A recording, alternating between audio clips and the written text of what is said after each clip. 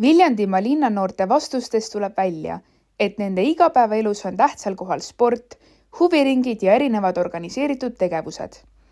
Pärast kooli tegeletakse palju trenniga, kuid samuti osaletakse erinevates huviringides ja veedetakse aega sõpradega.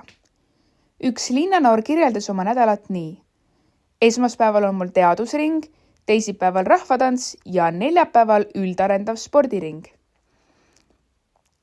Kui linnanoored saaksid oma vaba aega ise valida, sooviksid nad endiselt tegeleda aktiivsete tegevustega, kuid rohkem tuli esile ka soov veeta aega sõpradega ja tegeleda hobidega. Nagu üks noor ütles, trennis käimine ja väljas aja viitmine kord üksi, kord sõpradega.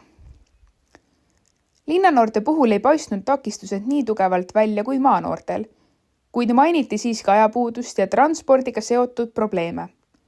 Seda võtab hästi kokku ühe noore lühike kommentaar. Pole aega või pole transporti. Kokkuvõttes jääb linnanoorte vastustest